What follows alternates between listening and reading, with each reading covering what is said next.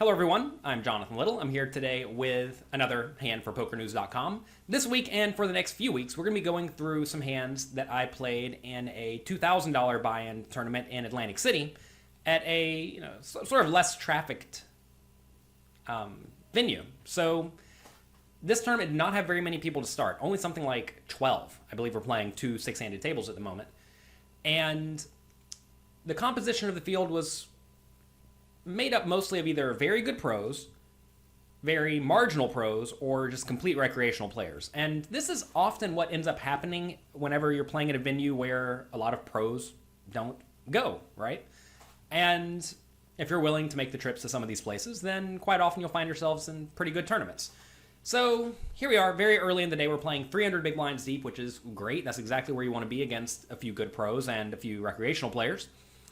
And we pick up king, nine of spades in the big blind facing an under the gun, quote unquote, hijack seat, tight aggressive player raising. I'm definitely going to call and see the flop. Very, very clear call. Flop comes queen, 9-2, no spades. I check, the opponent bets 350. Now, if you have studied with me over at pokercoaching.com, you know that this is a spot where you have a very clear call. No other play really makes sense. You may think you should raise for protection from time to time to make sure you don't get outdrawn, but if you think about the bad cards that could come for you, well, a queen's not really that bad because you're already behind a queen. An ace is bad, clearly. A king is not so bad because it gives you two pair. Obviously, sometimes you still lose, but you're pretty happy when you make two pair. And then a jack or a 10 are bad. Every other card is pretty good, so there's really not much merit in raising for protection, and that's almost always going to be the case when you have a marginal made hand. Also, if you raise this hand and get called, you're usually going to be against a very good made hand, which you lose to, or a good draw, like Jack 10, which has plenty of equity in position. So even if we were concerned with protection, like let's say instead of King 9 on Queen 9-2, the board was, let's say, 10-7-2, and we had 8-7 for a way weaker middle pair, we're still not raising because if we raise and get called, we're in bad shape. But if we check and then call a bet, we keep our opponent in with all of their bluffs. And whenever you have a marginal made hand, your main concern is keeping your opponent's range as wide as it can possibly be so you maintain your equity. When you raise and get called, you force the opponent's range to become strong. And then, well, you went from having a reasonably strong hand to a garbage hand. And we don't want to take our pretty good hand and turn it into garbage. So very, very clear call.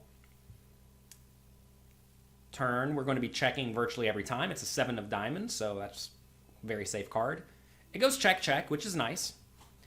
Then the river is the 8 of spades.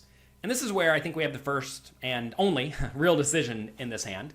If we check and the opponent bets, we are definitely calling. Mainly just because there are lots of bluffs available for the opponent, right? If he has ace high, he may want to bluff. If he has king high, he may want to bluff. If he has pocket threes, he may want to bluff. So there are plenty of bluffs available. And when there are plenty of bluffs available, you typically need to call with your good bluff catchers. And this is a good enough bluff catcher. Now, if the opponent bet very large, like 2,000, in reality, I probably still call.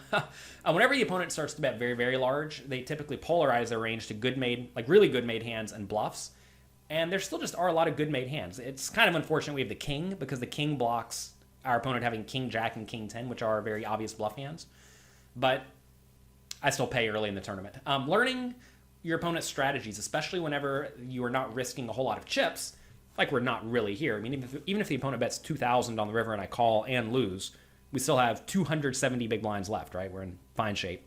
You learn a lot about the opponent's strategy, especially when they show up with the bottom of their range. Like, let's say the guy showed up with 5-4 offsuit. Well, now we know the guy is raising 5-4 offsuit from the hijack seat, which is way too loose. We know he's betting queen 9-2, which, probably isn't so advisable, but it's probably okay. He's not bluffing the turn, right? And then he's making a giant overbet on the river. Like, all these things would be very valuable to know. Now, if our opponent shows up with jack 10 when we call, what does that tell us? Well, it tells us that our opponent did not bluff the turn with a pretty obvious bluff hand, right? And that's also valuable. So in this scenario, we're getting information even when we lose, and that is worth something. And as your table's not going to break for a long time, which we're probably not in this tournament, and you're going to be playing deep stacked with players for a long time, that kind of information will gain you value long term.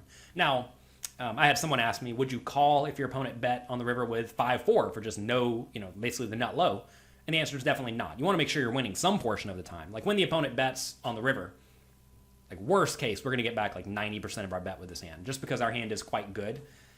We do beat some worse value bets, which is kind of nice. So if we check, we're calling easily with this hand in pretty much all scenarios. So now, the other question is, should I value bet myself? Should I lead? It's not really leading. Should I bet into the opponent? For clarification, for those who use the word lead incorrectly, leading into someone means you are betting into the aggressor on the previous street. Now, in this situation, the turn went check, check, so there was no aggressor. When there's no aggressor, you can no longer lead, you can only bet. If instead the opponent bet the turn and I called, and then we decided to bet into him on the river, we would be leading. I've seen a lot of people using the word leading wrong recently. I don't know why, but it's been popping up a lot lately, and it's very important to use good terminology when discussing poker, because that is going to allow you to get better ideas across more concisely.